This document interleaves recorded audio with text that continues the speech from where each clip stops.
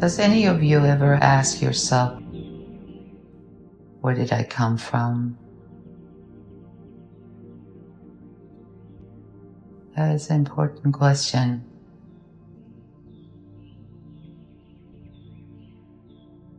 Yeah, I guess I'm asking to see how many people do self-inquiry, which is a very big part. Self-inquiry, unless you know what it is hard to explain. It's like a torch that you take to a dark room by just wanting to see what's going on in that room.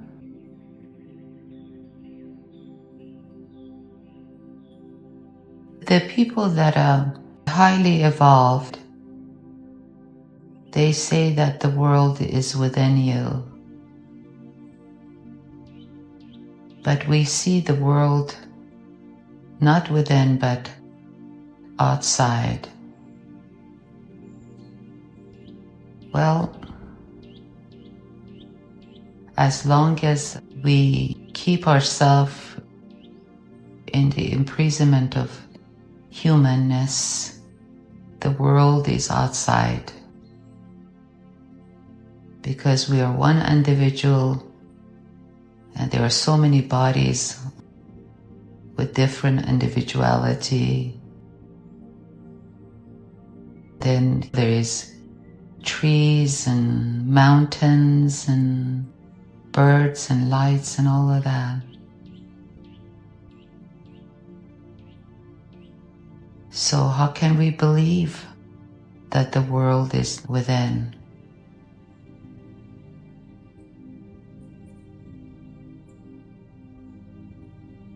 When it says within, it's not within the body, it's within the consciousness.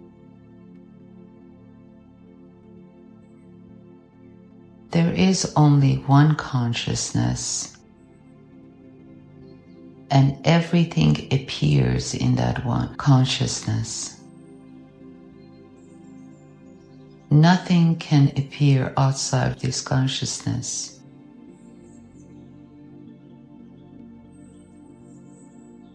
This consciousness, you can also call it existence. At night, when I go to sleep,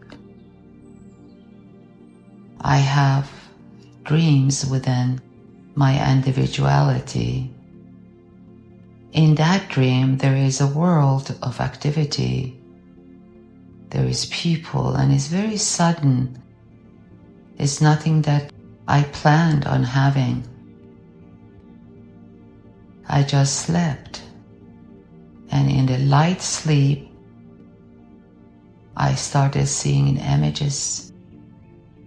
And there were so many individuals in my dream. Women, men, children, animals. In the dream, I was an individual, subtle individual, meaning that I didn't have a physical body, but the mind had created a body in the dream, identical to the dreamer.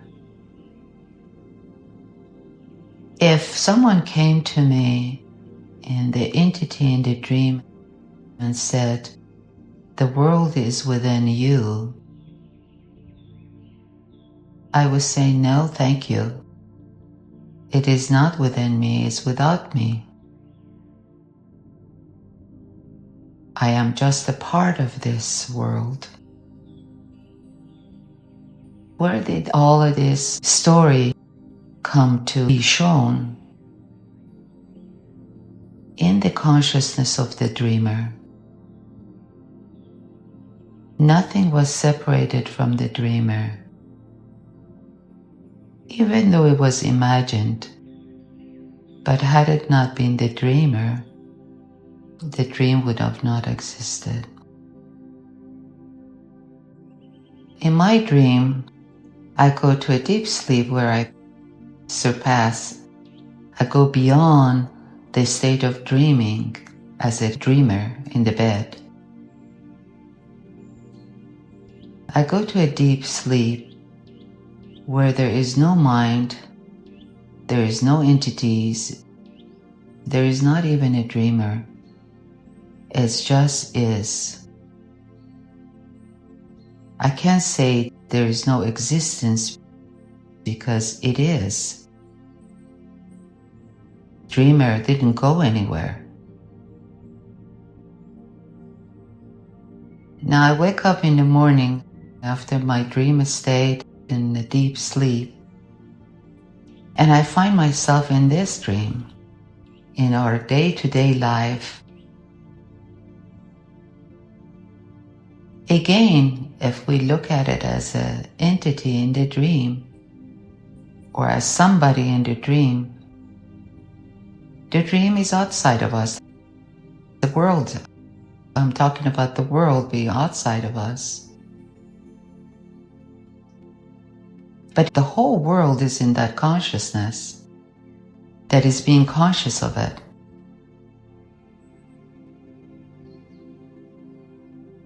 Therefore, everything in the world or in my private dream, their source is very passive. It just is. The dreamer didn't get up in the middle of the night and have that his or her dream as a reality. And in this one, in our day-to-day life, the highly realized people say, please understand that you are the consciousness, not the contents of it.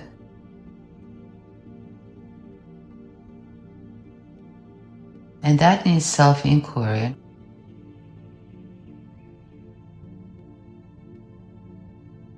What does it do when we do contemplate on that?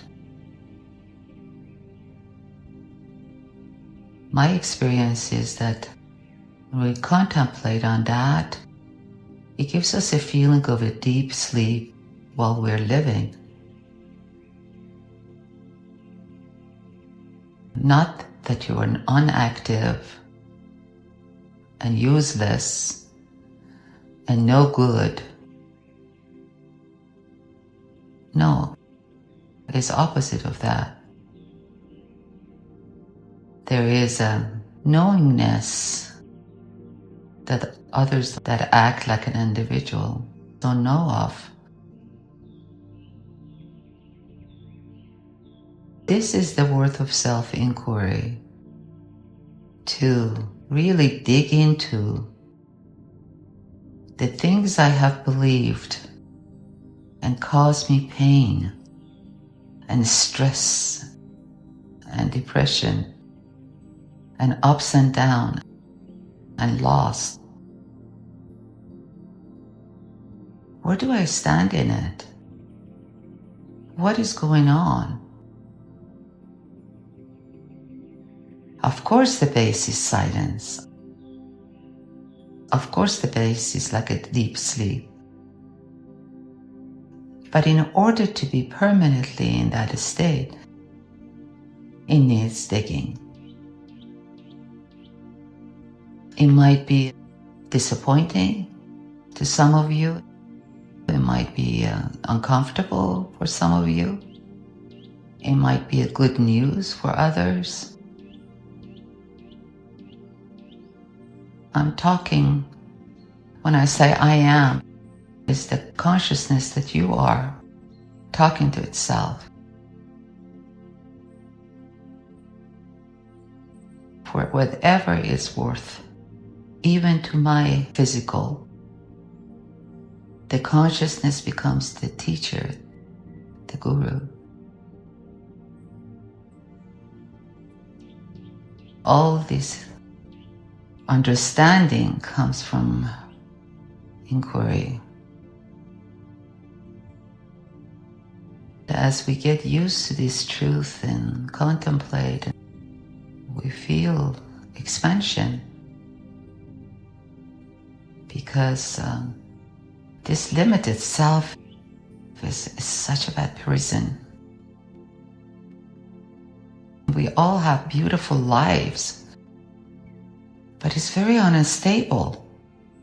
The mood changed, the feelings changed, the thoughts go through so many things.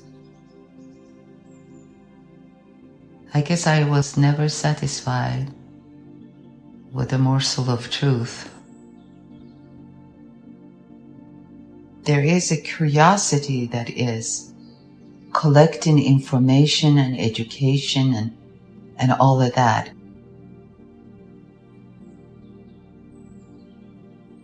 It is an inner curiosity that is very, very helpful. And it turns to inquiry and discrimination. You cannot discriminate unless you have inquiry. I mean, you can, but it's in the surface. It's not deep enough. And when we do inquiry, it has to be something that you really, really want to know. Because God doesn't give it away unless you're really interested. And then you zoom in without allowing the reasoning mind or the intellect mind start jabbering about what it has learned. It's an art that I really invite everyone to try.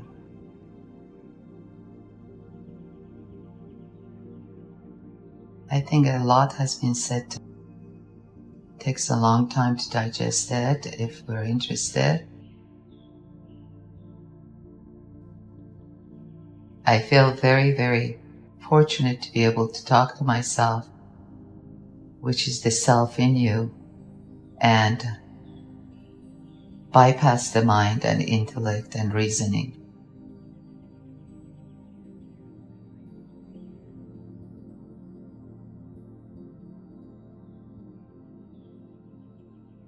Namaste to all of you.